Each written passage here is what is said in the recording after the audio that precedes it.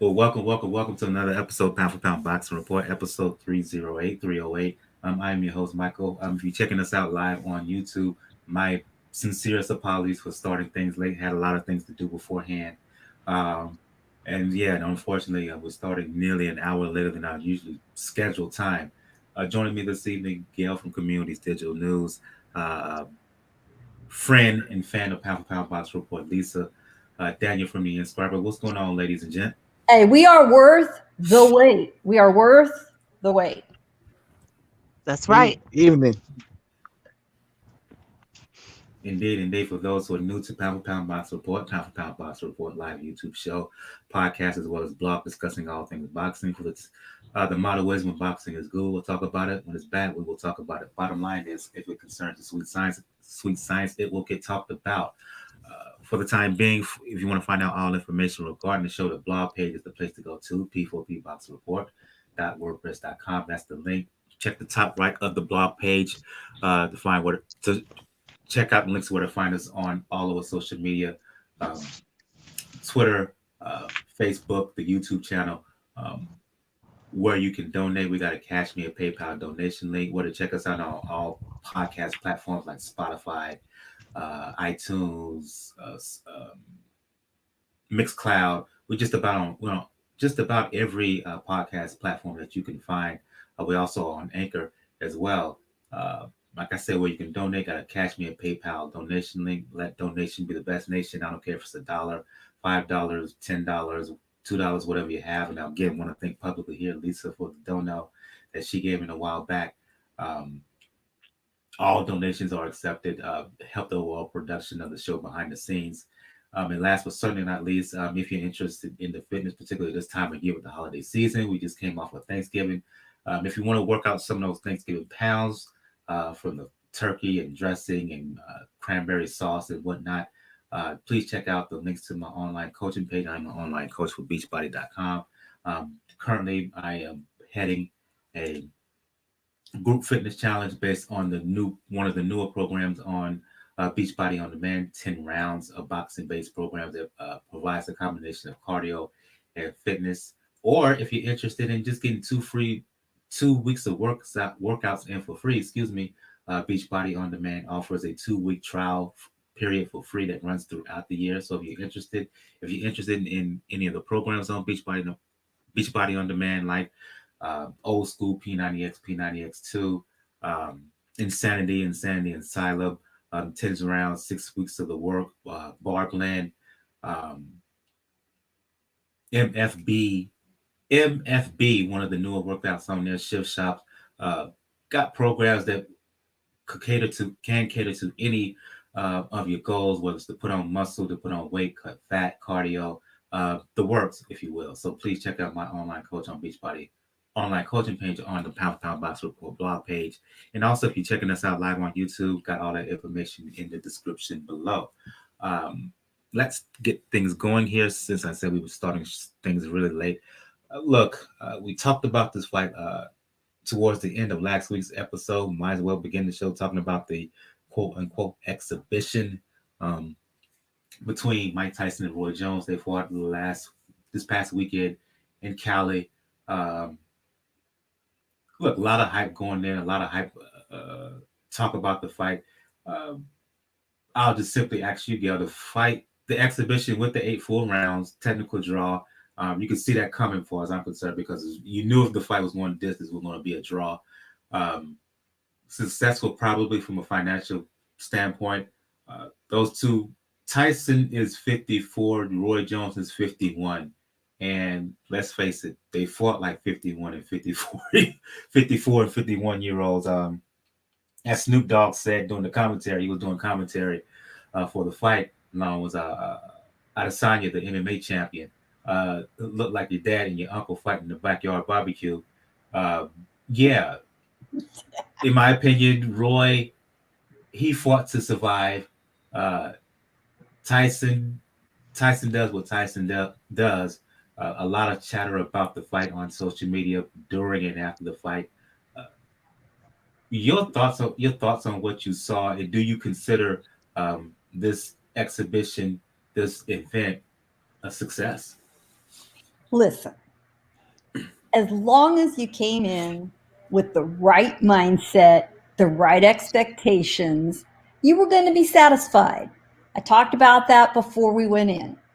A little bit like getting your mind right before you watch something like a Mayweather and McGregor, right? It's for fun. It's an exhibition. It is not a sanctioned competitive fight.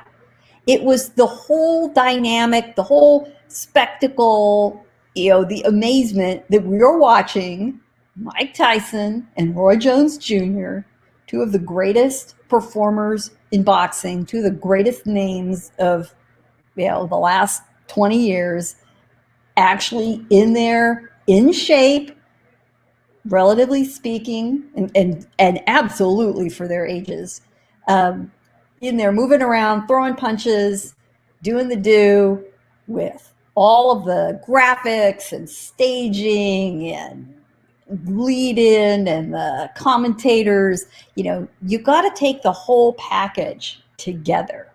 Did you get your entertainment value out of that plus the undercards for what they were worth? Absolutely, yes. What else were you going to do on this Saturday night after Thanksgiving, right? The whole thing was just so darn amazing to me, just from start to finish. The fact that I'm seeing this happening in front of my eyes live, you got to love it. You just have to relax, enjoy it for what it is. Now, if you went in thinking these guys were truly going to go after each other in a competitive, I want to hurt you and win fight, yeah, maybe you were disappointed. But that's your fault for not understanding what you were going to see. And this got people talking about boxing who normally don't. I don't know about the three of you. I fielded more text messages from friends last week saying, hey, what about this Tyson thing? Do you think I should buy it? And I'll tell you, for every single person that hit me up, I said, as long as you understand it's for entertainment purposes only, hell yeah, go for it. Why not? If you can afford to spend that $50, that $50 didn't make a difference to you eating or not, or you putting gas in the car or not, paying the mortgage or the rent or not, what the hell? Go for it. I am one of those people who thinks the attention is good for boxing. And let me tell you what I was most impressed with. I really thought the package around it was excellent. The graphics, the staging was first rate, looked great. It really did look good. Snoop was hilarious. He's super smart. He was right in there with the right attitude. Now, Mauro Ranallo from Showtime was a last-minute replacement from Al Bernstein. And you know what? He was a good fit. I'm glad it was Mauro and not Al. I'm kind of glad Al ended up taking a pass on this one. And he popped a positive COVID test, so he couldn't do it. The addition of Israel Adesanya, that was fun. I didn't hate it. Sugar Ray Leonard, Sugar Ray is Sugar Ray. I gave a name to certain people who wanted to see it. I got a huge kick out of it. I watched it in a live Zoom party with a bunch of other people. It was all good, clean fun. And come on, we all knew it was going to be a draw. Vinny Paz's cards, on the other hand, were kind of weird. He'll never get called to do any of that ever again. But, again, come on. We weren't ever supposed to take any of that shit seriously. So I call it a big success. I'm real curious what the numbers will be for the pay-per-view. But if someone was to put up something like that, again, similar, I think they'd get my $50 again.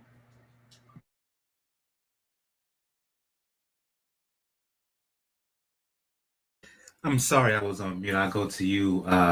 First you, Lisa, and then you, Daniel. I'm going to ask you both of you the same question. I'm going to preface by saying, as someone who does a podcast talking boxing and who covers and writes about it for ThreeKingsBoxing.com, and you can check out my work on ThreeKingsBoxing.com. Shout out to the fellows over there at Three Kings, the HNIC, if you will, 2K, head of media relations, both fellow writers, uh, uh, Big Cool, Bakari, editor Red. Uh, Gayle mentioned that you have to look at this bout from a entertainment lens. Um, because of that, I have to take off my eye, critical lens for a bit, and take it for what it is. Uh, Given that context and that backdrop, your impressions of what you saw. Were you entertained by what you saw? Um, yeah, basically, were you entertained by what you saw? Um, did you just take it for what it is, just basically a show, and looked at it as that? Yeah, yeah. I looked at it. It's an exhibition, so I didn't expect it to be anything more than that. Um, basically, and I heard some of the rules that know that if anyone get cut, the fight was off or no knockout. So I understood that, and it was also and that was to protect the fighters. Uh, as far as the main event, so I understood that going into this. It's an exhibition. I didn't expect a all out war or anything like that. It was an entertaining event. Well, Tyson tried to make it an all-out war, and Roy did his damnedest to not make it an all-out war because he was moving and holding whatever chance he got. Roy got on his bicycle. Hey, at least Roy was conditioned enough to run for the whole 8 2-minute rounds. Man, Yeah. lucky it was 2 minute rounds, and man, was he happy at the end of that fight. Well, I don't blame him. He's not a real, in all reality, he's not a real heavyweight. And either way, they passed their primes. Uh, basically, it was a great event, overall event. I believe that it was a successful event because so many people were talking about it. It got even my best friend, and she doesn't really talk about boxing. Even she was talking about it. I mean, she used to watch boxing years ago with her dad, but she doesn't talk about it today. Even she was talking about it, so it got a lot of attention, a lot of press. So a lot of casual fans were very interested in this, and I'm still hearing a lot about it a few days later. So I believe that it was a successful event, and from what I'm hearing, that Mike wants to continue to do this and continue to fight. I was shocked at that. Not that he would keep this going, but that he wants to continue to fight again. So I was like, wow. But I was impressed. I was thoroughly entertained. Your reaction to what you saw, Daniel?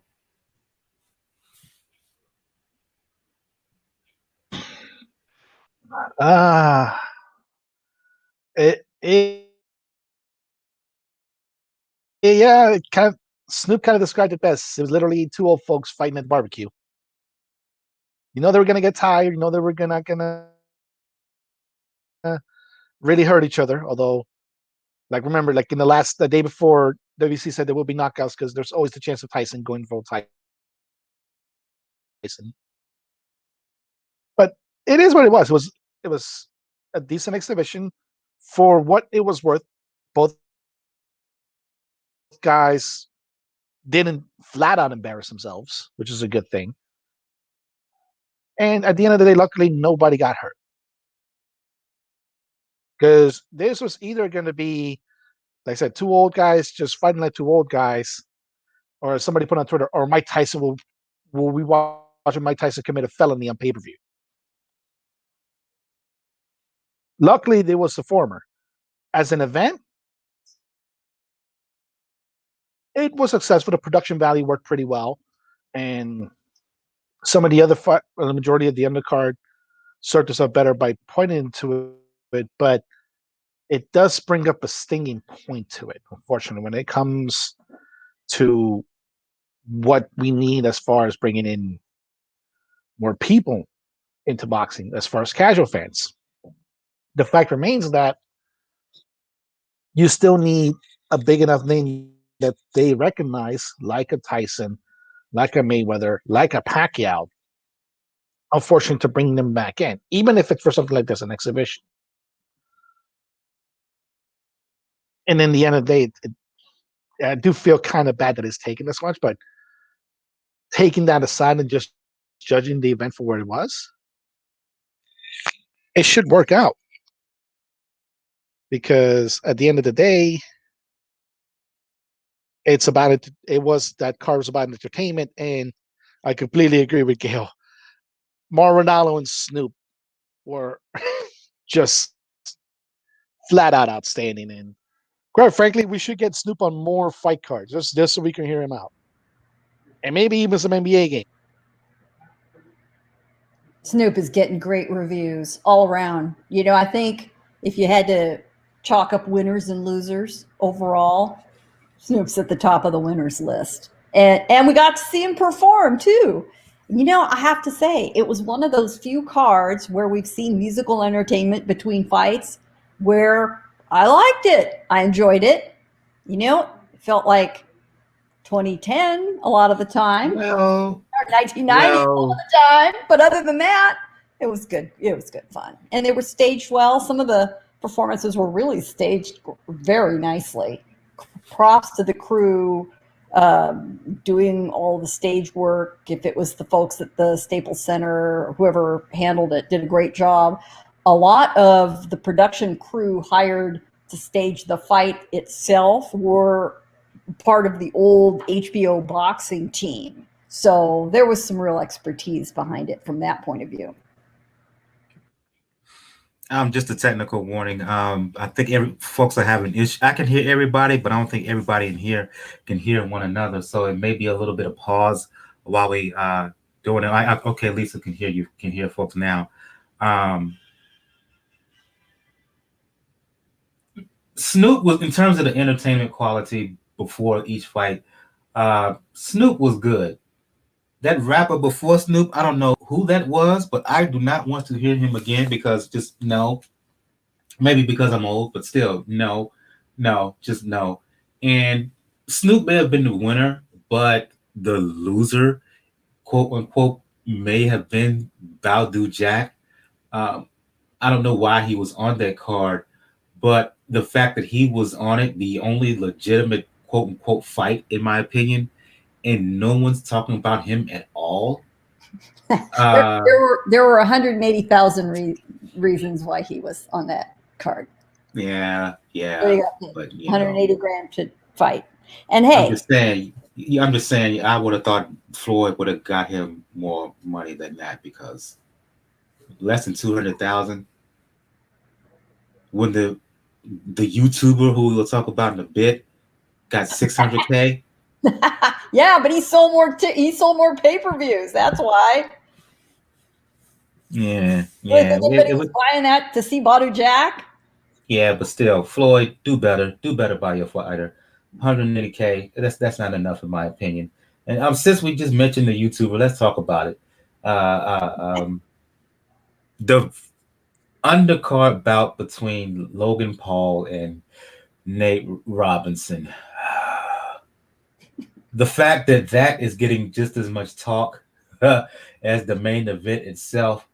As funny as it is, it's kind of a sad indictment, at least in my opinion, because we understood the entertainment value that Tyson and Jones was, but we put that in the context that these are two great quote unquote boxers, real boxers. That fight wasn't for Paul Robinson, was not for us, ladies and gent, Gail, Lisa, Daniel. That wasn't for us. I'll go to you on this one, Daniel, because I would love to hear your commentary. Paul, he took out Robinson first round. Robinson basically walked himself into a KO. Didn't have a clue of what he was doing. What was worse? The fact that he called out Paul, the way the fight ended, or how he is getting trolled from now till from the end of the fight up until this very second on social media?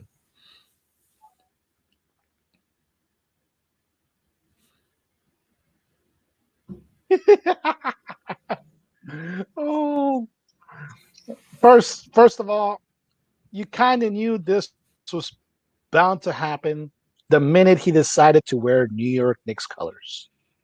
Damn. I'm sorry, New York fans, but if you wear the Knicks colors, you're gonna be bound to be embarrassed. He could have worn Chicago Bulls Damn. colors. He could have worn the colors of his alma mater, University of Washington. But he chose the Knicks. And when you choose the Knicks, you choose misery and you choose failure. You sound like And Max yes, I am a Kellerman Heat on fan, First old Take, school Daniel. Heat fan, so take it as you want it, Knicks fans.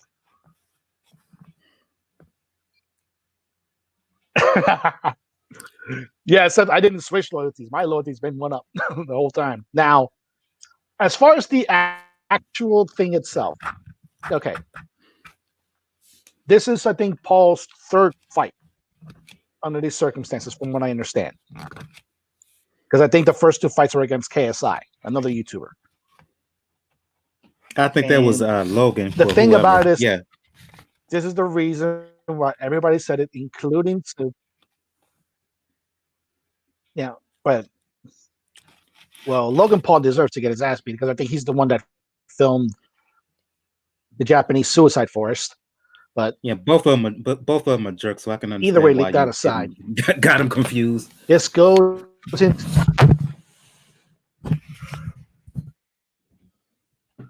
yeah.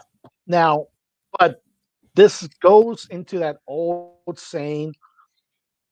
I think it was Snoop that was channeling it, channeling Jim Lampley when he said, "You can play football, you can play basketball, both sports that Nate Robinson has played in both collegiate and in the pros, but you don't play boxing.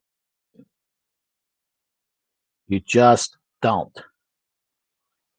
He literally looked like he just only got in the gym probably 2 days ago and did a little bit of training. There was I know we're being critical about a former basketball player and a YouTuber finding, but Jake Paul at least looked like he knew somewhat what he was doing. Nate Robinson just came forward, no real technique, no real footwork, no real way to dodge it, and it showed because he's now the new Pacquiao of memes out here. He has replaced Pacquiao as far as memes go.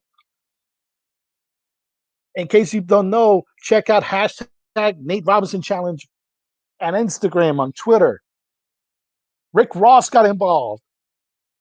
You know how bad it has to be for Rick Ross to get involved in the Nate Robinson Challenge? And then look at how the NBA players looked at it. A lot of them were sad. A lot of them got pissed off. There's a rumor mill going around that they're trying to convince James Johnson, who plays I think he plays for the Phoenix Suns now. Or the Phoenix Suns or the Thunder. I keep forgetting. To challenge Jake Paul and fight him now. James Johnson is a black belt in elite street disciplines and is an active MMA fighter. I think his record is 7-0. That would be an interesting fight into it because at least James Johnson takes that seriously. But it is what it was, unfortunately. Nate, I'm sorry we're dogging you, but come on, man. You should have known better. You should have known better the minute you put on those Knicks colors. You could have at least worn the Bulls colors. Because at least with the Bulls right now, people expect failure, but there's at least a semblance of a plan. Knicks colors is just perpetual failure. I don't want. First of all, NBA players getting mad. Look, Nate Robinson, the one who asked for the fight, he got what he asked for. He was made to fall flat on his face. And in terms of James Johnson want to fight him. You know what? If Jake Paul want to call out Conor McGregor, let him. Look, I'm not a McGregor fan. I think he can be a bit of an asshole. But you want me to become a you do you if you want me to become a McGregor fan real quick, put him in the ring with this dude because I think McGregor would take him apart, take him apart, uh, and both will get paid in the process. It'll be pretty easy work for McGregor, as far as I'm concerned. I'll go to you, Lisa, and you can follow up, Gail. Was the money that Nate Robinson made in this fight worth it? Was it worth him being the meme of 2020? Not really. I don't even know what his purse was, to be honest. But uh I really don't I'm not really into like the trolling thing or just making fun of people. It was a very embarrassing that part of the event was embarrassing, but you could tell he was a real novice. I mean, Jake Paul is a novice, but it's Right, just the state. Unfortunately, it's the state of the world that we live in right now. You got YouTube sensations going out here and fighting uh and get more publicity than real fighters. It's just like uh reality show TV stars as opposed to real actors or auto tune as opposed to real singing. It's just we live in a real fake world. I don't like, I hate to say it like that. Not a fake world, but it's just like everything is just real recycled and watered down. And but that's just how it is right now. Is the social media is a different platform where you can actually become social media famous. So I saw that Floyd Mayweather made a statement. He was very saddened by people making fun of Nate was it Nate Robinson? yeah. Yeah, making fun of him, and he was like he gave him credit for getting in there and getting in the ring, but you could tell he was very ill prepared. And at least Logan Paul has some fundamentals. He's learning, and apparently he's been training with some real boxers or whatever. So the last couple of years, so I could see him maybe doing a little something. I don't know how far he'll go with it, but he definitely looked better, much better. That's all relative. Look at who he fought. He fought no one with zero experience. Yeah. Um, so I'm not going to give him that much credit. I like the same question I posed to Lisa Gale. I'm asking of you now. Was it worth it? Was it worth it? I say no. Well, from Robinson's standpoint, he got his name back in the news. He volunteered for it. You reap what you sow. Be careful what you wish for. From the fans' point of view, once we determined he was okay, hey, it was it's a train wreck. We will watch that stuff. People are human beings. It's the same reason that Johnny Knoxville made a shitload of money doing Jackass, and the same reason we've watched pratfalls since Charlie Chaplin was in the movies. Okay, it's about the same. A lot of us who are familiar with boxing know that frequently somebody's knocked out like that and it looks crazy spectacular. But the truth is they take less damage than somebody who gets pounded for 12 3-minute rounds, real honest to God 3-minute rounds.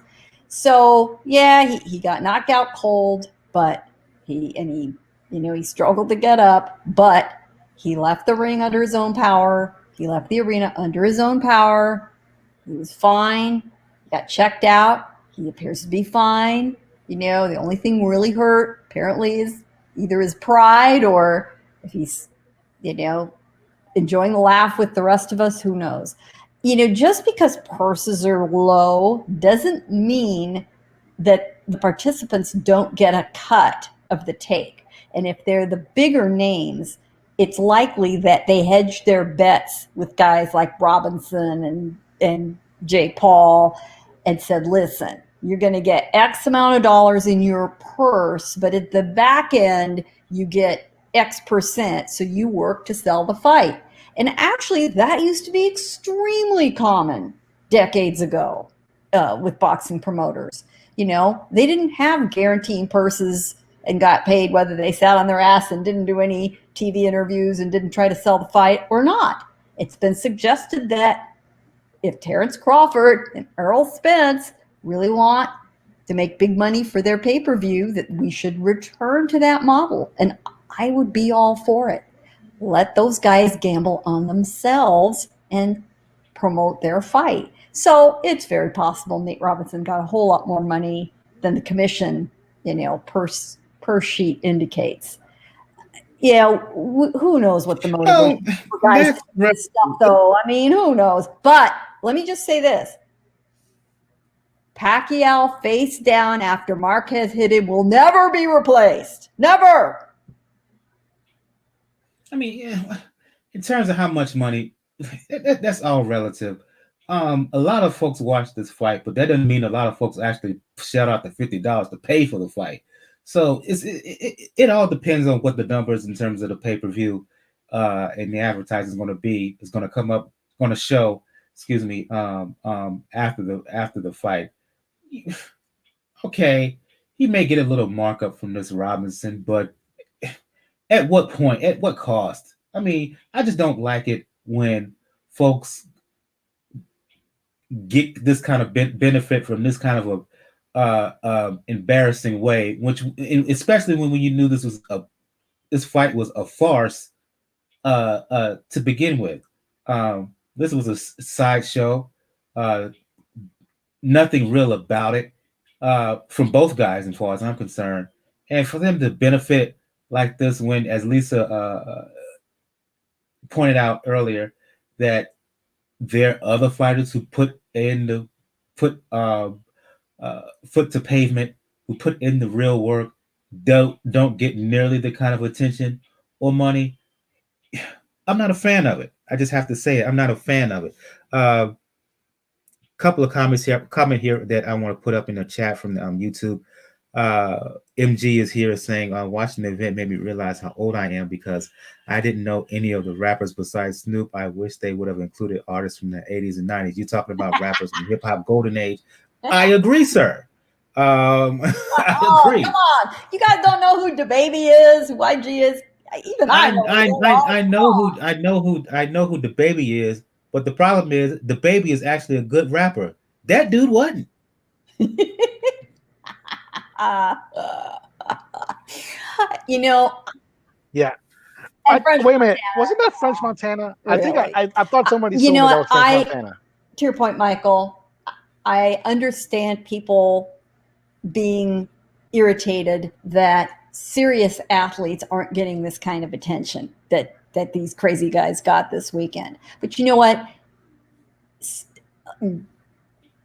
Whether Jake Paul and Nate Robinson got in the ring for that spectacle or not does not affect whether truly great athletes get attention or not. They aren't even connected with each other. It's not a cause and effect. So keeping those guys out of the ring doesn't mean that you get replacement talent, seeing rising stars. I mean, you're not going to see a Virgil Ortiz in there. You're not going to see Edgar Berlanga or anything like that. I mean, they aren't even connected. So you could be upset about, I wish, some of the serious young rising stars or unappreciated stars of boxing were getting more attention. So do I. That's why I write about them every week. That's why we talk about them on this show. That's why we're going to talk about a crazy, obscure fight from Thailand that some of us were nutty enough to watch in the, overnight hours on Friday. But whatever happens there wouldn't have affected what happened on Saturday, wouldn't have made any damn difference. So it's not like one replaces the other.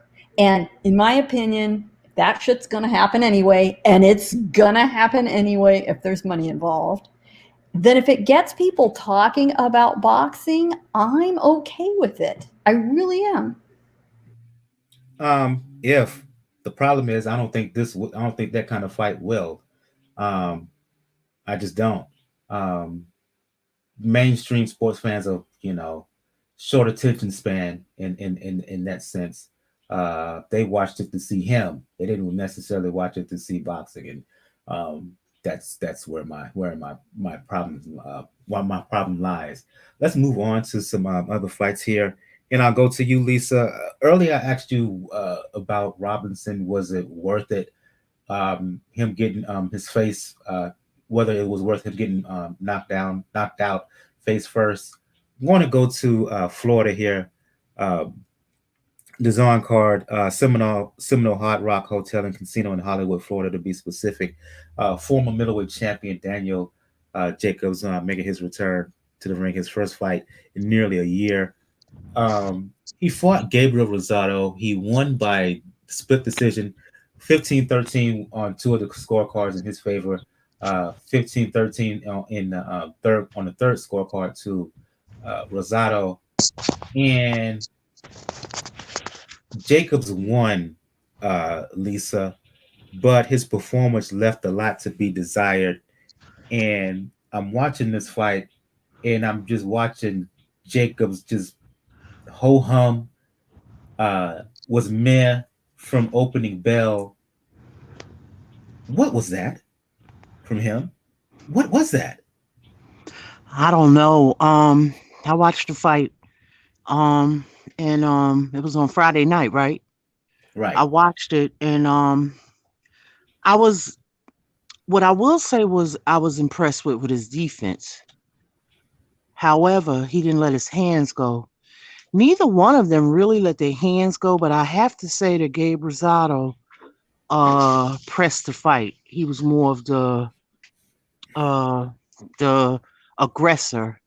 I don't know. It was like Danny just looked like he just went in there, let me get my check and leave. And they hyped it up as they had some type of beef or something, or I don't know where the beef stems from, but you would think it would have been like a little mini war, but it just wasn't. I saw improvements in the both of them as far as their boxing technique, but they just didn't let the hands go. And Gabe also mentioned that he hasn't been cut in a long time, which is a good thing. So that's an improvement on his defense as well. But I will say I saw the changes in the subtlety, the changes, subtle improvements, but they weren't letting their hands go.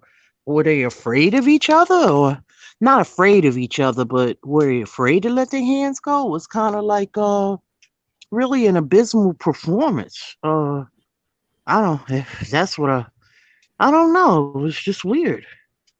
It looked like a glorified sparring session. Not even a glorified, because I've seen better sparring sessions than what I witnessed from that actual fight. I'll go to you, Lisa. Excuse me, Gayle and Daniel.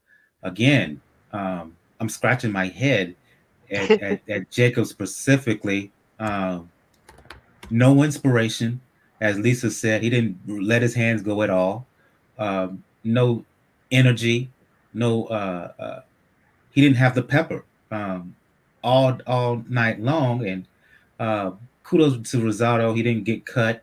He did some good things, but when the fight was there for him to really take, he didn't take initiative either. So it was just mundane and just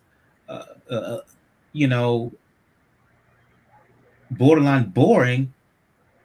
ADD kicked in watching that fight based on the action from both men. I'll tell you what, we'd already had enough Thanksgiving turkey. We didn't need that fight. That fight was the equivalent of catching the itis. I'll tell you what, Mike Tyson and Roy Jones Jr. almost outworked those two. They did. They did. Actually, if you consider that Tyson and Jones Jr. were running 2-minute rounds against the 3-minute rounds for Jacobs and Rosado, they actually threw more punches per minute of the fight. Tyson and Jones over Rosado and Jacobs. There was only one round out of 12 where either man landed punches in double digits. Once in the 8th round, Rosado landed 10 punches. Neither of them landed more than single digits in the entire fight. It was less than half the rate for middleweights. And I am staggered. I am stumped trying to explain to you what the hell happened with either one of them. Now, I will say this.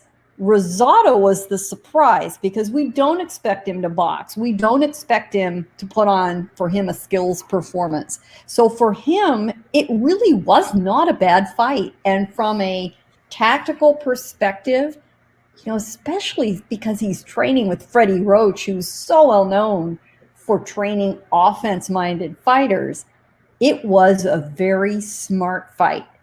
It gave him, as it turned out, the best chance to win. And I did think he won. Jacobs threw 339 punches. Rosado threw 549 punches. And they both landed 78 punches apiece in 12 rounds. 78 punches. Do the math. Half the super middleweight division average, not the middleweight division average. I mean, you just sort of run out of ways to describe the fight using a word other than boring if you're writing up the recap. And especially because it was set up with all that trash talk leading up to the fight. And for those who aren't familiar, the way it got started, Rosado was put on the undercard of the last fight Jacobs had with Julio Cesar Chavez Jr. That was going to be his first outing at super middleweight. But of course, with Chavez Jr., making weight, kind of an iffy proposition. So Rosado was put on the co-main to essentially be a backup replacement for Chavez Jr. Well, sure enough, Chavez Jr. blew through the weight, but they managed to, get a payday off to Jacobs, and so Rosado didn't get a shot. And after the fight, Jacobs sort of insulted Rosado. He first said, well, thanks for standing by, but, you weren't really worthy anyway, and I would have kicked your ass, and they did you a favor, and they kind of got into it. So it's continued ever since then for the last 11 months. And sure, they probably talked it up a little to excess to sell the fight, although I think from Rosado's point of view, it was absolutely real.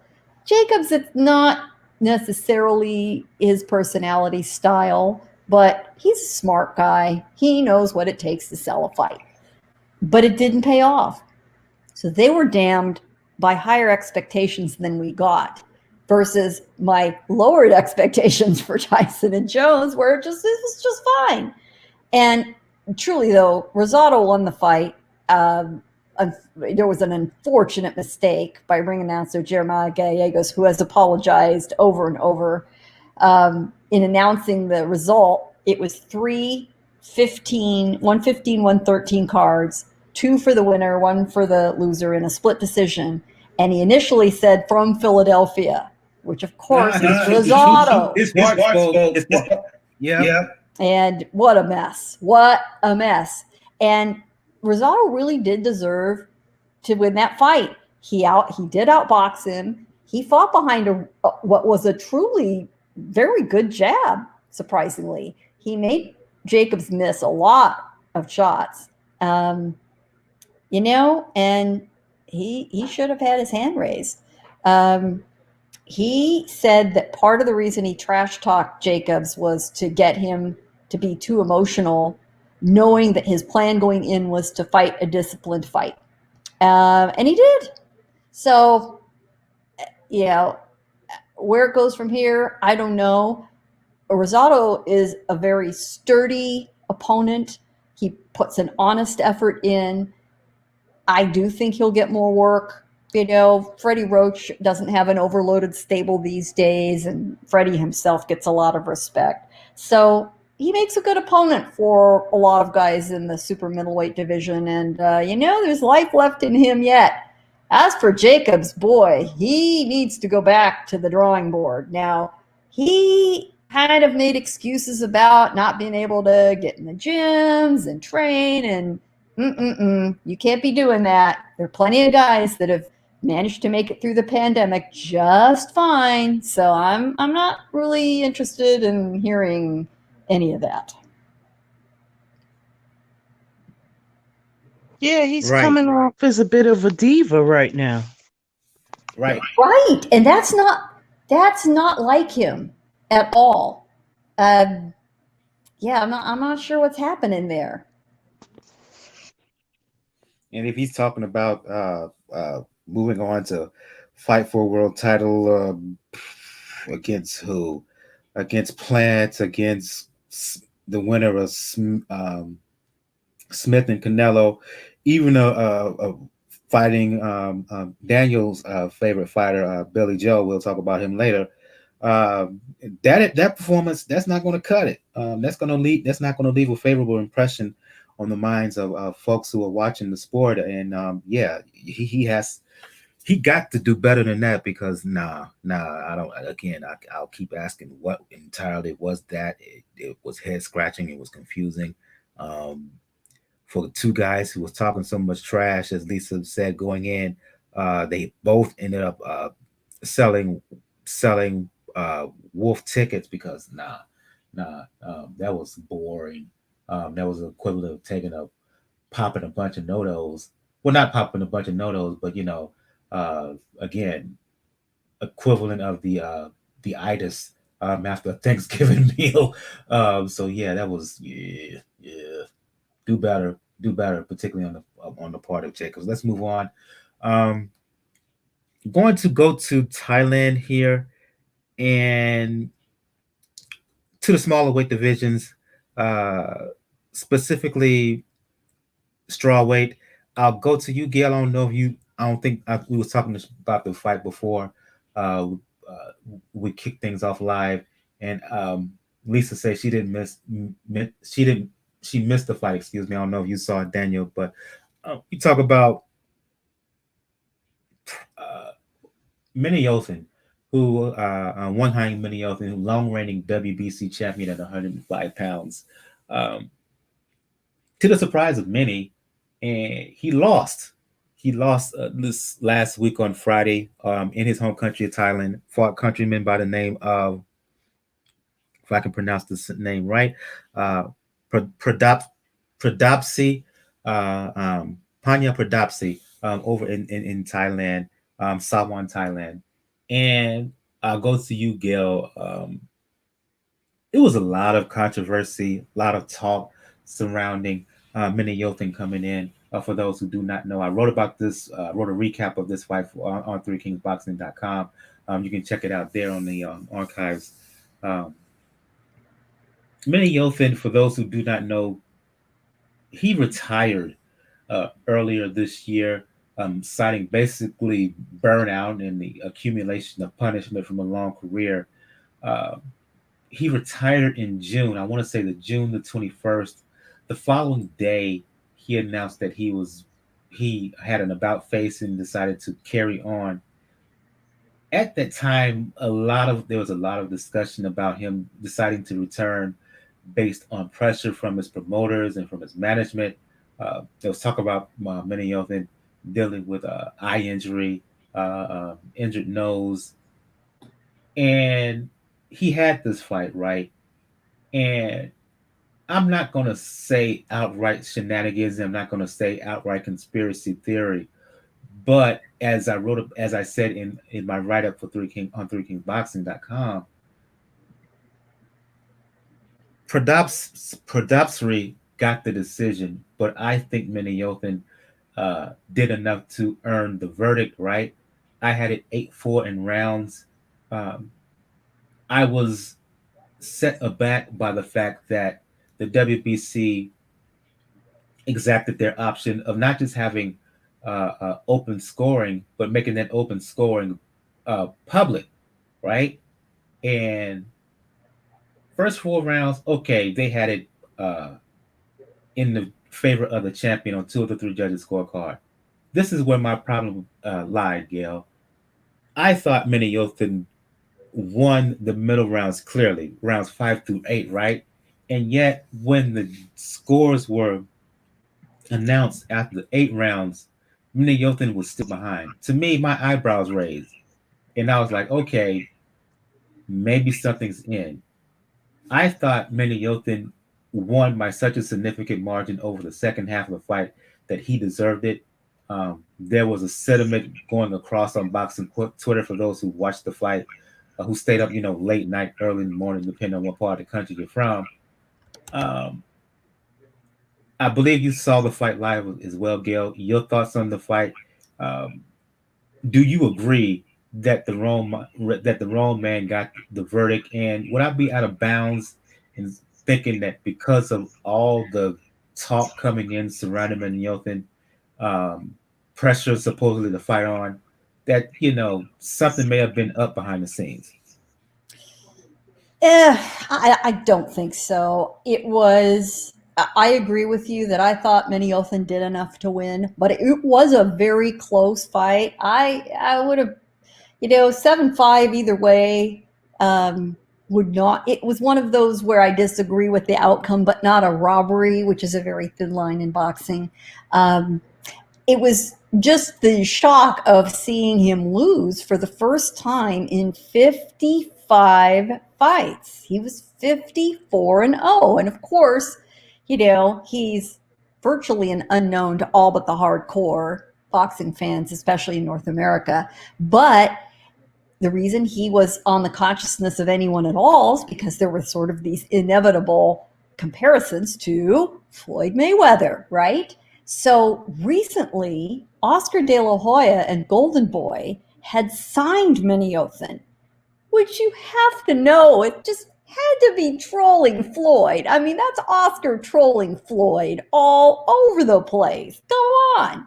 So he had signed Minneoton, and he was supposed to make his American debut next year. And whoops, wow, okay, didn't happen. So I can only imagine Floyd's response. In fact, I haven't checked the Twitter specifically about that. I imagine that might be interesting. If you've never watched a fight staged in Thailand, it's just, it's quite the spectacle. And there are just, so much lead up, and every politician and every sponsor gets in the ring. There's like 45 people in the ring, and they all have to get announced. And it's sort of crazy. It was in an outdoor arena that's real common in Thailand. There were crowds there. It was fun to watch. But a bit of a surprising outcome. So we now have a new, strawweight champion in Panya Pradabsri. I would imagine there's going to be a rematch. That's a big, big fight in Asia. And maybe that's the big, big fight Golden Boy gets for his debut. Listen, records in Thailand, the competition in Thailand, a little suspect. And here's the amazing part. Pradabsri was a last-minute replacement. He was not the original opponent in the first place. So, crazy stuff happens in boxing. The theater of the unexpected is a phrase we use a lot.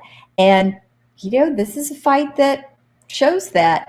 For my money, honestly, by far the most entertaining fight of the weekend, which, because of the time difference, was a little tough to watch. Here on the West Coast, I'm watching it at midnight. So, the rest of the country, that's a hard ask. It's got to be on YouTube. I'm sure it's out there. It's well worth your time to give it a look. But quite a changing of the guard in that division. If you were able to see it, Daniel, or watch clips of it in the days afterwards, what say you about the fight and about the decision?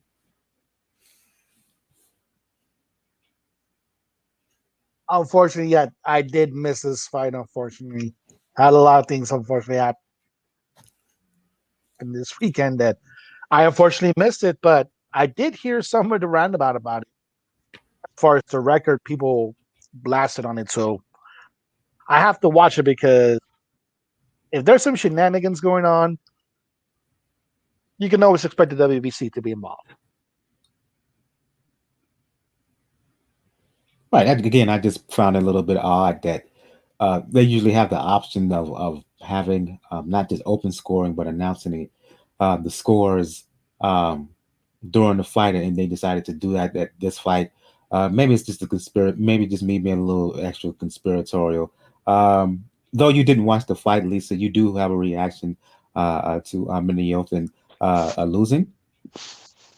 Yeah, like I was saying earlier, I didn't put my predictions in early enough, and I missed that fight.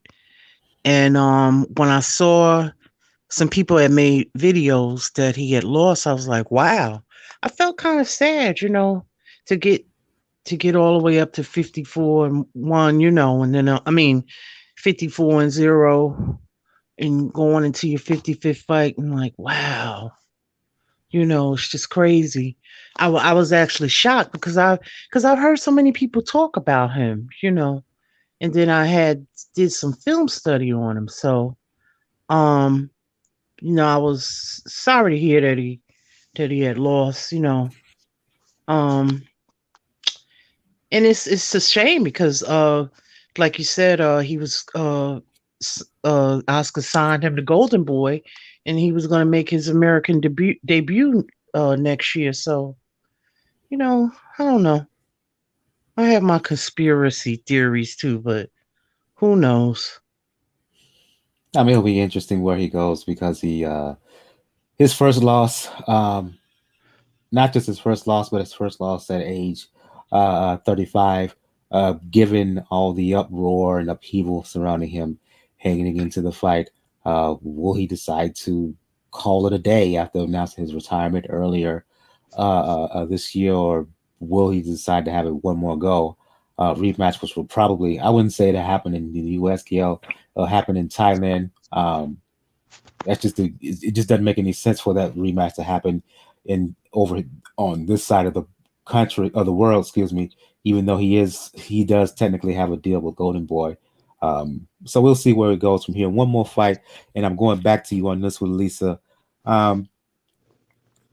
Interesting heavyweight fight, highly anticipated heavyweight fight, particularly over in England, as Daniel Dubois, young undefeated guy, early 20s, known for his power and big reputation in the gyms over in England, fought a fellow undefeated fighter, Joe Joyce, plenty of bad blood coming in, and to the surprise of many, Joyce, he ended up winning, stopping Dubois in the 10th round. Dubois had major swelling over the left eye, as Joyce pecked at him all night long with the jab, and Dubois had no defense. The talk afterwards, Gail, excuse me, Lisa, was the way the fight ended as a shot to the eye by a Joyce shot jab to the eye, and Dubois went down to one knee and he decided to not get up. A Right. lot of folks, Carl Frampton, immediately after the fight, David Hay as well, basically accused him of quitting. Former cruiserweight champion Johnny Nelson said the same thing, that he should have carried on. The following day, this fight took place Saturday, the 28th. The following day, I wrote about this with Three Kings Boxing as well. News broke that Dubois suffered a orbital bone, broken orbital bone, either broken or fractured, but in short, at the very least, a fractured left eye socket as well as nerve damage. Dubois, he made a statement, I believe, on his IG today. Given that development, your thoughts on the fight, and do you think it is fair for folks to accuse Dubois of quitting, of mentally checking out, of not having the fortitude to carry on, particularly in light of so many fighters deciding to fight on, like say Inoue, who had a similar injury with his fight with Donaire, and he fought on, as well as other examples of fighters fighting through orbital bone damage over the eye. Well, Michael and Pan, I'm a realist. At the end of the day, an individual's threshold of pain varies, so it's from person to person. You're talking about getting hit by a heavyweight, a 200 and something pound man, 6'8" or however tall he is. Um, in my opinion, this is just my opinion. I felt that he did what was best for him at that moment because you could tell that it's like your threshold of pain. It's like when he got hit with that last jab and then he went down, it was like something came out of his eye. Um, you could tell that, he never felt anything like that before. So, we live in a society that's so harsh and very overly critical and who's to say you have to put yourself in that position? I have empathy for people. I have to put myself in their place. So I've never had a broken orbital bone or broken, eye socket. So I don't know what that's like. But at the same time, I predicted that Joyce would win. Now here's the thing. Is I saw what he said in the press conference, so I was riding with Joyce because of that. Because I said, well, that's a little disrespectful. Um, but at the same time, I didn't. I wanted Joyce to win, but I also looked at Joyce's his body of work. He's an Olympian. He's fought better people than Dubois. Um, he yes, he has slow hands, but his feet are faster. So it was like people were saying, "Oh, he's slow, he this and that," but he also has a beard. Like he just keeps coming. That juggernaut, he just keeps coming. But that jab was there all night. So when I looked at some of the press conference, but I also looked at some some of the videos with them. This was personal for Joyce, and this was just Joyce's moment, his time to shine. So, I wish young Daniel the best. Hope he come back, and heal up the proper way and incorporate, more defense and moving his head or whatever. But I'm happy for Joyce, but I'm sad that Danny got a broken orbital socket. At the same time, I was rooting for Joyce because of his mom, and but I didn't want to see the kid get his orbital bone broken. So people can say all of that. People make fun of you, this and that. You know, I don't know until you're put in that position. And I'm not saying we all have to be all. I know it's not a utopian world and all that, but where's the empathy at? If that's just how it is. Indeed, I'll go to you, Daniel, and then you can follow up. Gail, your reaction to what you saw, the ease in which Joyce was able to land with the jab all night long, the fact that Dubois was not able to adjust at all, and as well as all the talk in terms of how the fight ended, and many uh, believing that Dubois said no mas and kind of checked out.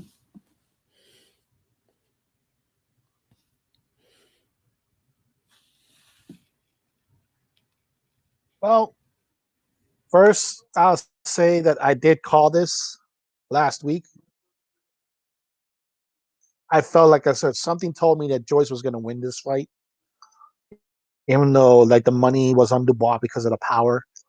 But the fact of the matter is that yeah, Joyce is 35, but he hasn't had as much wear and tear as you would expect a 35-year-old to have. And because he has a good mixture of amateur and pro experience, he can do certain things that unfortunately Dubois can't, like stay with the jab, use your reach to bounce well, and to protect yourself when a shot comes, because we have to look at what in from the second round to about the fifth or sixth, Dubois was trying to come on pretty strong in many ways, particularly after the second round. And he needed to, because you could tell that the second round he was starting to get winded, unfortunately. And with the way that Joyce just kept peppering the jab, kept going the distance. So even when he did land, when Dubois landed some shots, where there was a left hook or right hand, it didn't have the impact that you would expect to have when it came to that fight. And the accuracy of Joyce's jab, ultimately, unfortunately, was Dubois undoing when the shape of the orbital bone for it. Because that was an issue, I think, from the third round on. So, in many ways, I do feel bad for Dubois. One of the reasons why I really, really thought this was not a good idea for Frank Warren to put these two together. I know when we talked about it in the preview that I thought this was an audition to fight Tyson Fury. But when you have two fighters that are near the top of the British boxing scene, as far as domestic and European level, you have to hedge your bets, because now, okay, Joyce moves on. He's British, Commonwealth, European champion.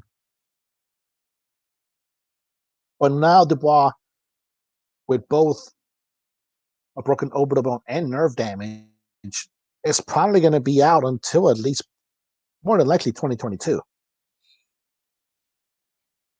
And who knows how the heavyweight picture is going to be in 2022.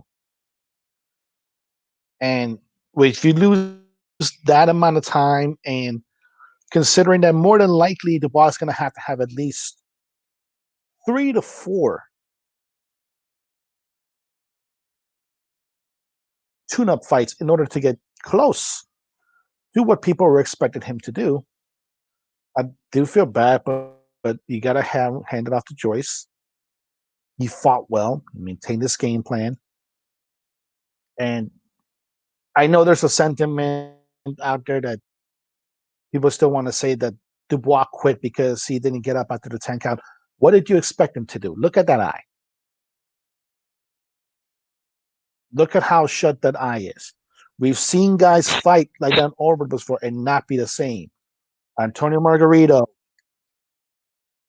Fredo Angulo, among others, that they try to fight through that injury, and it is to their detriment permanently now.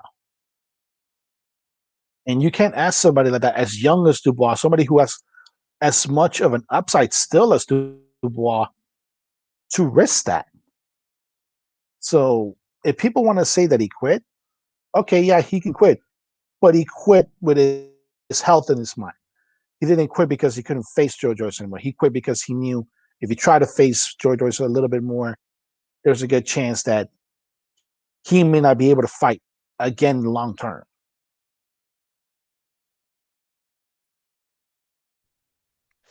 Look at And the good thing, go ahead, Lisa. I was gonna say, look at Israel Vasquez, the 4 fights that he had with Rafael Marquez. Now he has a prosthetic eye, and he did say he has no regret. He said, I have no regrets. But look at the 4 wars. It's just crazy. But Yeah, it's just I get it. They're warriors. They put their lives on the line, but it's just it's just crazy. and luckily for Dubois, he's only 23, so he has some time to restore and rebuild and hopefully recover. I'll go to you on this one, Gail. Quick comments on this. Look, Joe Joyce, in my opinion, he's not the most skillful guy, but the skills that he does have, it was certainly too much for for Dubois. And to Lisa's earlier point, he has a jab and he has a beard. Dude's tough as a note because Dubois did hit him with some power shots and he ate them up and kept coming. This was exactly the question everyone asked. What would Joyce's chin be like? Well, he showed us he's got one. What he also showed us is that his experience and his ring IQ did benefit him against the younger fighter. Dubois, sure, he's got all the tools. He's got impressive power. He's looked great, but he is young. He is still learning on the job, and Joyce schooled him. Joyce, the much more experienced fighter, schooled him. He really did fight his perfect fight. He used the small advantage of distance that he had. And make no mistake, you get hit by a snapping jab with someone with power, you ain't gonna like that. It hurts. It does damage. And it rolls up damage in a very insidious way until, it doesn't seem like it's that bad. And then suddenly it's bad. You're hurt. And in this case, he was aided a little bit by the physical problem. But that's what happens to fighters who get hit in the wrong way for them. When damage is done to the orbital bone, we've seen it plenty of times. Dubois does have youth on his side with this, but it is a tricky injury. So, we'll have to see what happens. It could change his approach as a fighter. This young, how much of an effect will it have on him? Will he be gun shy in his next few fights? We'll have to see.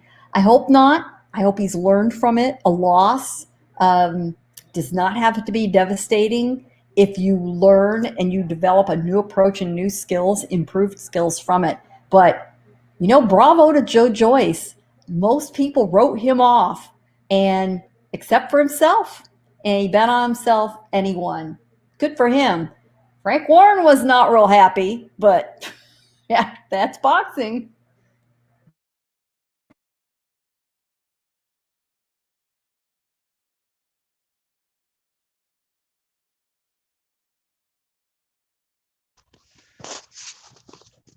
That's why matchmaking is so important.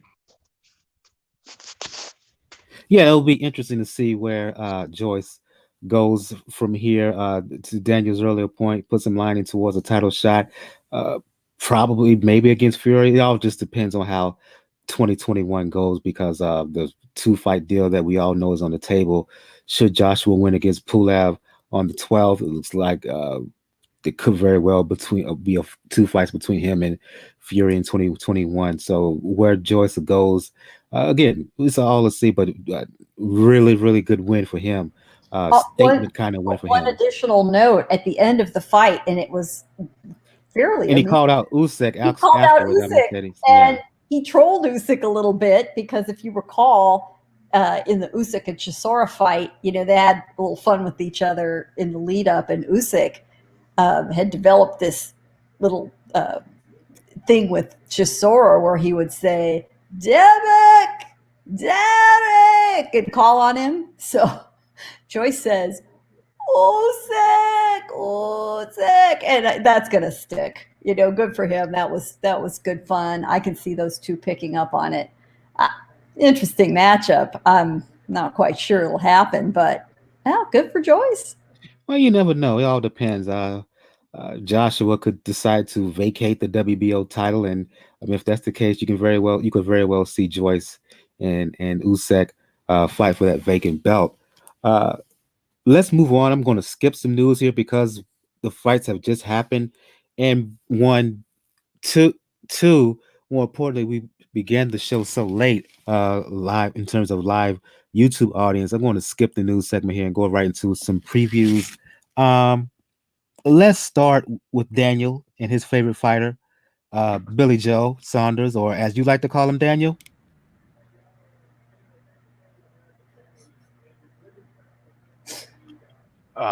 Traditional Billy Ho. Billy Ho, Billy Ho, Billy Ho. Yeah, he makes his return to the ring. this weekend in, let me get this straight. Let me get this straight. In London, I'm going to headline a card on the Zon against former world title challenger Martin Murray. Uh, Look, Saunders, you never know what you get for him. As good as he looked against Lemieux, David Lemieux, a few years back on HBO here in the not in the States, but that fight took place in Canada, but still on HBO.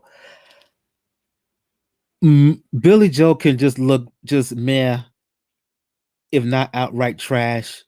Uh, for every step he makes, for every two steps he makes going forward, he seems to always take a step back in his career, whether it be via his performances or uh, the fact that he tends to have a very potty mouth that can get him in a whole lot of trouble. Um, and not just talking about boxing here. Yeah, he fights Murray. Murray's the smaller guy. Murray's the older guy. Saunders should win. I believe he will win. The question is, Daniel, how impressive do you think he could be? Or he will be?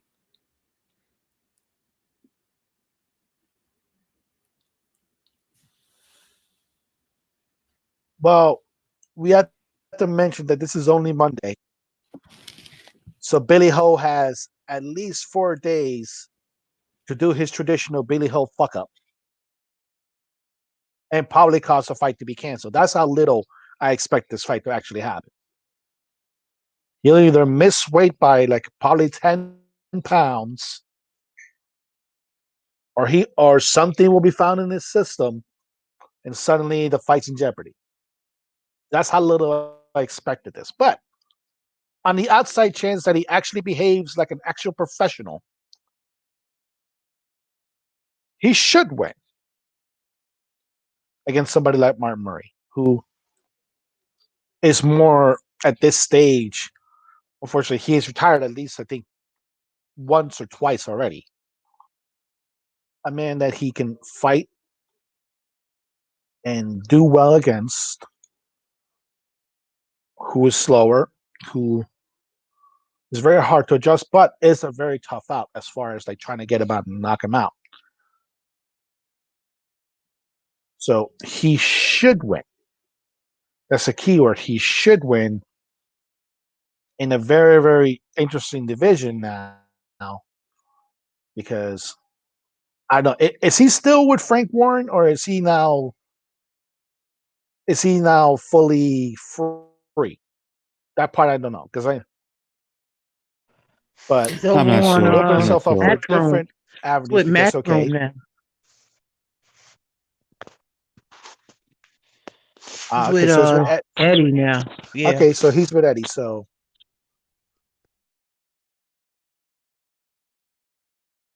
okay, so he's with Eddie. Okay, so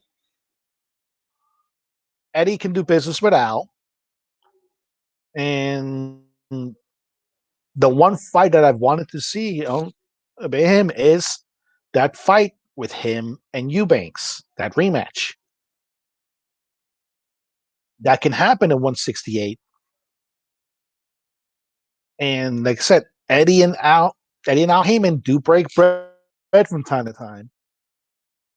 So that could be feasibly made.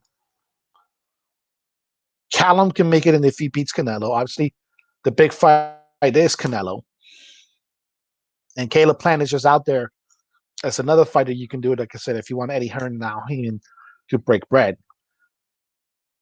And not to mention somebody like Zurdo Ramirez, who is trying to go himself out the same route. So there are fights The out there same for him, Zerto but Ramirez who's making his return to the ring against the blown up welterweight. That's Zerto. I thought he yeah, he's doing under Zurdo Promotions, and not to mention David Benavides. So there are options for him now. Taking my obvious bias aside, unfortunately for Saunders, he is his own worst enemy. He has had opportunity after opportunity after opportunity to land a big payday, to get a big fight out there that can get him in the eyes that are on this side of the Atlantic. And the closest he's gotten to that was that fight he had against with Lemieux. We could have positioned him well for a Canelo fight, but then we all saw what happened when it came to that. He's his own worst enemy. It's one of the reasons why I personally, while we're talking about this fight, I personally do not believe it'll happen. He'll fuck up one way or the other. He shoots himself in the foot like Cheddar Bob from 8 Mile. Um, consistently. Lisa, Gayle, do you want to give a quick word about this fight, or should we move on to the fight that most people are talking about that's going to happen this weekend? I'm not going to waste the listeners' time. Daniel, you said it all. I think we're all discovering that the Lemieux fight was not a breakthrough. It was an anomaly. So buyer beware. I concur, Daniel and Gail. I'm not even interested. Indeed. So let's move on to the fight that most people are talking about. That is the long-awaited return of awaited and long-anticipated return of IBF WBC welterweight champion Errol Spence. Post the car accident, I want to say that was in September of 2019, where he really escaped with just few injuries. Horrific car crash in his home state of Texas. Returns to the ring at AT&T Stadium in Arlington, fighting former champion Danny Garcia. And I go to you on this one, Lisa. It's hard to even make a real genuine pick here because you just don't know what you're going to see from Spence. Been over a year since he fought. You don't know how he's recovered from injuries. He's looked good in terms of clips of him training and whatnot, but you just not 100% on him in terms you until you see him in the ring and go a few rounds. Is it Right. even fair if Spence is the fighter that he was prior to his defense, his unification win over Porter? I'm picking him to beat Danny Garcia all day, right? But even Yeah, at this point, is it even fair to make a prediction on this fight because you just don't know what you're going to see from Errol? I agree. Last night I was on a uh live, and basically I was asked the same question, and I said, well, it's a variable, it's an unknown, so I'm picking Spence on points, so basically like a unanimous decision. And I factored into the equation that Danny Garcia has never been like stopped. He has lost two fights, but they were on points, and it was like a split decision, so they were really close. Danny's tough. Of course, Spence is real tough. Um, it depends on when he gets hit, like in the jaw or whatever. That's what people and how's he gonna react to that. Um, Basically, Spence can also what I saw in the Mikey Garcia fight is he has some boxing skills. He has more in his arsenal than I thought, but I do know he's an Olympian as well. So he does have the ability to be elusive and a little slickness to him and slip and move. So he could do that as well because he's still faster than Danny Garcia. He has to worry about those counter punches from Garcia, but also Spence can utilize his jab. And I don't know how Danny is with body shots because I've never really seen him get beat down by body shots. Uh, Danny Garcia has a beard too. Not just body shots, Lisa, just overall inside fighting. I just think that Spence, if he's on his game, he's the far superior inside fighter than Garcia. Oh yeah, yeah, definitely. So that's why I just said to be a safe prediction, I would just say Spence on points. Now, if he stops Danny Garcia and stops him, that's a statement. I'll go to you, Gail and Daniel. Your thoughts on this fight? Can you make a call, given the unknown quality of that we're dealing with in terms of Spence?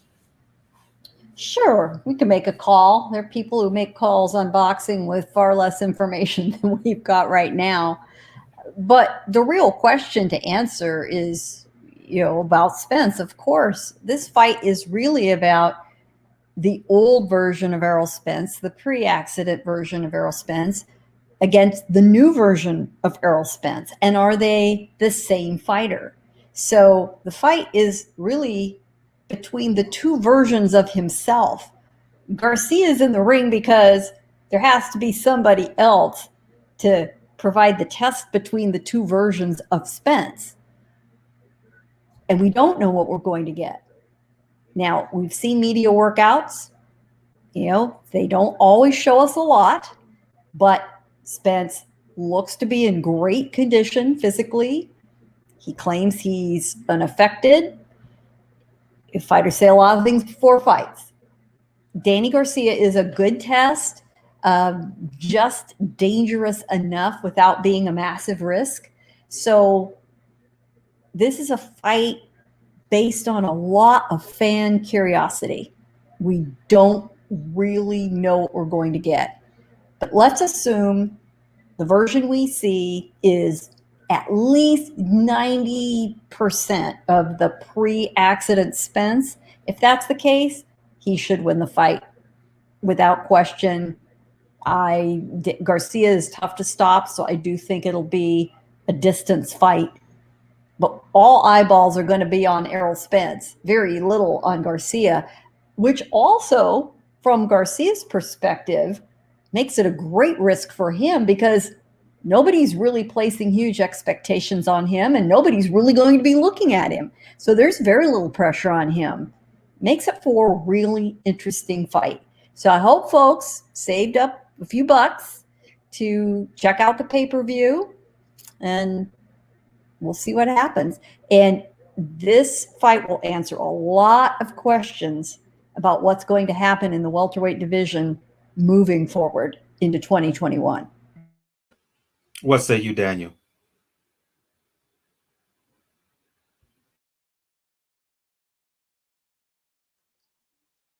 This is tough in a way because, in fairness, when it comes to Danny Garcia, let's face it, we're not going to be looking at what Danny Garcia does because we know what Danny Garcia is going to do. He's the epitome of what I said before. A fighter that doesn't do anything great, but does everything well. So we know what comes to expect of him. Gail's right. Everybody's going to keep an eye when it comes to Errol Spence. Is he going to be gun shy? Is he going to be more careful? Is he going to try to prove himself, particularly after what Bud did against Skill Brook, and try to take out Garcia early? Is he going to leave himself open to counter punches he normally wouldn't because he's trying to do that? It's going to be a very interesting dynamic into it. It's one of the reasons probably why I personally thought he should have been allowed at least a tune-up fight prior to this. Because throwing against somebody and say what you want about Danny Garcia, because we know a lot of the flack that he gets is because of his father. Because his father just, for all intents and purposes, just can't shut up. But he does things well. I mean, yeah, he doesn't do short, anything what that you're saying makes is he's an you ass. want to not like him inside the ring. Oh yeah, Angel Garcia, yeah. Like, there's a reason why his son is the only person he trains. We have to leave it at that. And Danny does play it off from time to time, but for the most part, he's actually a pretty humble dude from what I've heard. The situation, though, is when it comes to this area of Errol Spence, it says that's going to be it. How is he going to look in this scenario? Because you don't have to worry about somebody trying to out energy you like a Sean Porter, which would have been another fight you could probably do again. But it'll be an interesting fight. I predict Spence will win on points, and that may actually benefit him going to those 12 rounds because it'll get him back in the groove. And then the ball's going to be back in Al Heyman and Bob Arum's court. We all know what fight we want to welterweight. If Spence looks good, then it's time to make it.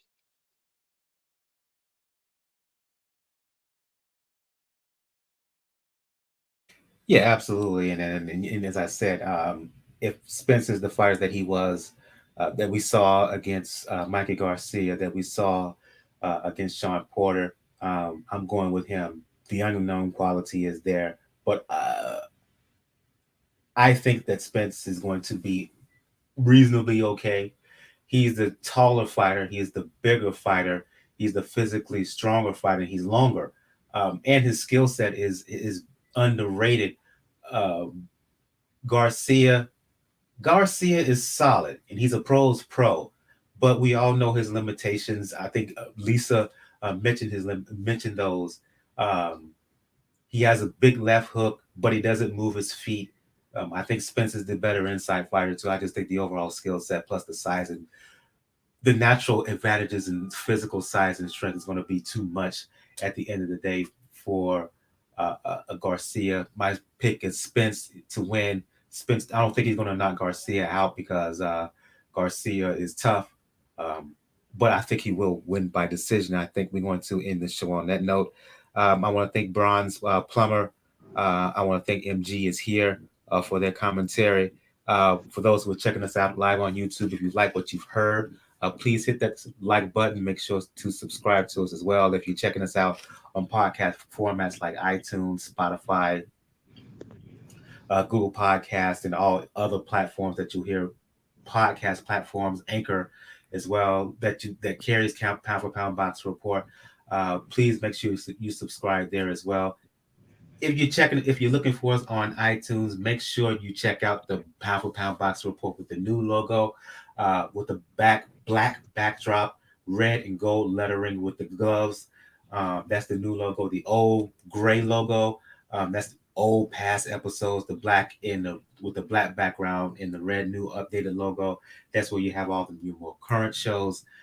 Please leave a review on iTunes. Please leave a review on Spotify. You leave us 5-star review on iTunes. Make sure to read it during the show. Going to go around the panel here. Always start the show with ladies first when Gail or when Lisa's here. Want to end with the show with ladies first. Gail from Communities Digital News. For those who want to check you out talking boxing, check out talking media because you do teach media on the side. But check out Talking Dancing with the Stars. I don't know if this season has ended or not. Let the folk or check you out on semi-weekly basis, on a bi-weekly basis, I should say, on TMZ. Let the folks know where they can find you. You can find me talking boxing in my regular column at Communities Digital News, which is COMM, Digi News, comdiginews.com. And I'll go to you, Lisa. You don't do shows or anything like that, but you are part of a boxing prediction league, a boxing league. For those who want to check out the league that you're a part of, let the folks know about it. Yes, it's called Fantasy Boxing League, and it's Champ Ross, and it's a very great league, and they even have money where you can win money weekly right now because you know different participants we donate or whatever, and it's just a great league. And also, I have a channel, but I just never started doing boxing videos or whatever or uploading any type of content. I'm not a content creator as of yet. Who knows what the future And may for hold? those who want to maybe want to participate in that boxing league, let the folks know where they can find it. On Facebook at Fantasy Boxing League and Champ Ross It's his league, and there's a lot of people in the league, even some boxers, former boxers. So it's pretty cool. Really cool Ab- league. And you Absolutely, get like a absolutely. different fights he picks during the week. And we're on season 6 now. Pick different fights from all over, and you predict what round, what if it's a KO or TKO, split decision, a majority decision, et cetera, draw. So it's pretty cool. All right, good to hear. Good to hear. I go to you, Danny, for those who want to talk the sweet science, for those who want to talk NBA, especially when it comes to Miami Heat, who's getting ready to start their season in less than a month. Or for those who want to follow you, Eastern folks on Twitter who say something stupid, let the folks know where they can hit you up.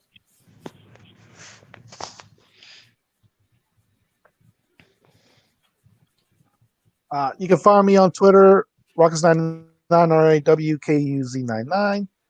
Catch me on there, and definitely watching the fights this week. And we have to remember, also on Friday, it's the premiere of the Hector Macho Camacho documentary on Showtime.